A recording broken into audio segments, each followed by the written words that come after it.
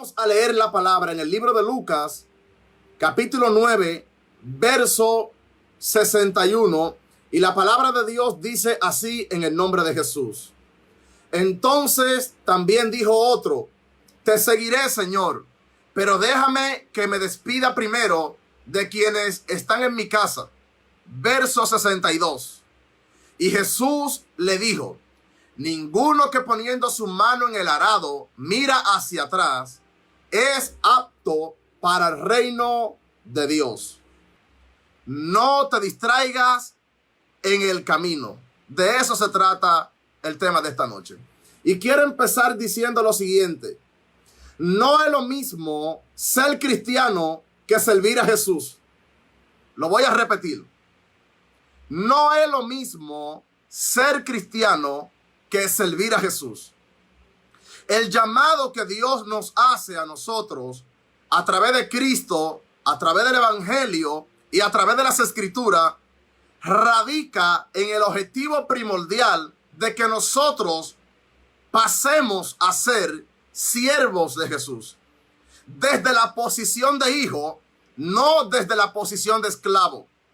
En otras palabras, nosotros somos hijos de Dios a través del nuevo nacimiento para servir a Jesús en el reino que Él vino a compartirnos a nosotros cuando vino a este mundo y predicó la palabra y murió en la cruz tomando nuestro lugar. El objetivo del Evangelio, el objetivo de la muerte de Cristo al morir en la cruz del Calvario, es que usted pase de ser seguidor de Jesús a ser discípulo de Jesús. Porque la palabra cristiano significa seguir a Cristo. Mientras que la palabra discípulo tiene que ver con aprender de Jesús como maestro para imitarlo o para servirlo. Entonces, no basta con ser solo cristiano, porque el cristiano no tiene compromiso con servir al maestro, con servir al líder con el cual se identifica desde la posición de seguidor. Y usted me dirá: pastor, ¿cómo así? ¿Cómo que ser cristiano no es suficiente? No, ser cristiano no es suficiente porque el término cristiano está condenado por lo que significa el término cristiano. El término cristiano significa seguir a Cristo. Ahora yo quiero que tú hagas un paréntesis y te pongas por un momento a pensar cuántos seguidores no tenía Jesús, cuántos seguidores no andaban detrás de Jesús día y noche, y el 90% de esos seguidores andaban detrás del pan y los peces. Andaban detrás de los milagros que Jesús hacía. Andaban detrás de las señales que Jesús hacía. Andaban detrás de las maravillas y los prodigios que Cristo hacía, pero no tenían un compromiso con Jesús. No servían de forma directa a Cristo. Y es por eso que cuando Cristo muere en la cruz, ninguno de ellos estaba ahí. A Cristo lo seguía una multitud, literal, mínimo como de 35,000 personas, sin contar las mujeres y los niños. Esa cantidad vasta y extensa seguía a Cristo constantemente, pero a la hora que crucificaron a Cristo, ellos no se encontraban ahí con Él, apoyándolo, sufriendo con Él e identificándose con la causa. Solo sus discípulos estuvieron de cerca en medio del proceso de su crucifixión, es decir, desde que lo arrestaron hasta que Él resucitó. Solo ellos estuvieron con Él.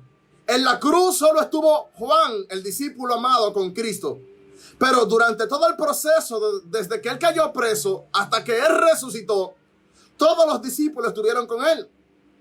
Por eso en la cena, Cristo le dice a los discípulos: pero ustedes son los que han estado conmigo en todas mis pruebas. O sea, Cristo reconoce que solo sus discípulos estaban con Él en medio de su proceso y en medio de su prueba. Pero hasta sus propias familias, sus propios hermanos, le dieron la espalda en su peor momento, en su peor día. No creyeron en Él. Lo rechazaban, lo descalificaban como Mesías y como Hijo de Dios. Entonces, El llamado que Dios nos hace, esto nos da a entender a nosotros que el llamado que Dios nos hace es un llamado serio, es un llamado para que nosotros transicionemos de ser simplemente cristianos a ser discípulos de Jesús, que lo seguimos y aprendemos de Él para ponernos a servir. Si usted analiza en esta predicación, al inicio de esta predicación, yo le dije a ustedes que tomaran lápiz y papel. ¿Por qué le dije que tomaran lápiz y papel? Para que aprendieran de Jesús como maestro a través de mí. Porque si ustedes aprenden de Jesús como maestro a través de cualquier predicador o a través de las escrituras o a través de cualquier mensaje, entonces si ustedes son serios servidores de Jesús y están comprometidos con Él como su Señor y Maestro, ustedes van a salir a aplicar lo que acaban de anotar en ese cuaderno. Ustedes van a salir a poner en práctica lo que ustedes acaban de aprender. Y de hecho, la misma escritura dice, a través del apóstol Pablo, que nosotros tenemos que pasar de ser simples oidores de la palabra para ser hacedores de la palabra. Yo creo fielmente que los que están solo en la posición de oidores de la palabra están en la calidad de solo cristianos. Pero quienes pasan a ser de oidores a hacedores, esas personas entonces dejaron de ser solo cristianos y ahora son discípulos de Jesús que sirven al Señor. El mismo Cristo, antes de irse, dijo: den por gracia lo que por gracia ustedes recibieron. Y yo te hago una pregunta retórica en esta noche. ¿Cuánto tú pagaste para ser salvo? ¿Cuánto tú pagaste para que te perdonaran los pecados? ¿Cuánto tú pagaste por la sangre de Cristo que se vertió en la cruz para que todo aquel que en Él crea fuese alcanzado? ¿Cuánto te costó a ti? ¿Cuánta lágrima? ¿Cuánto dolor? ¿Cuánto sufrimiento? ¿Dónde están las heridas y la marca de lo que Él sufrió en la cruz? ¿Dónde están esa marca en ti? ¿O dónde están esa marca en nosotros? No la tenemos. No tenemos esa marca. ¿Y sabe por qué no tenemos esa marca? Porque recibimos la salvación de forma gratuita. Recibimos la salvación de forma fácil. Solamente tuvimos que creer. Creer que Él nos perdonó, creer que Él tomó nuestro lugar en la cruz, creer que Él murió por nosotros, creer que Él vino para salvarnos de la condenación eterna. Lo único que hemos hecho es creer. Y esa fe que depositamos en lo que Él hizo en la cruz del Calvario, ni siquiera la produjimos nosotros mismos. Efesios capítulo 2, verso 8 y verso 9 dice: y esto no viene de vosotros, sino que es un regalo de Dios. El creer en Cristo es un regalo que Dios pone en nuestro corazón para que nosotros accionemos y pasemos de muerte a vida al creer en Él. Esa fe no la produjo usted. Esa fe la produjo Dios en usted. Entonces nosotros tenemos que ser agradecidos y empezar a compartir con otros lo que nosotros recibimos gratuitamente. No te distraigas del camino. Y te dirá: pastor, ¿y qué tiene que ver esto con el tema del mensaje? Tiene que ver mucho.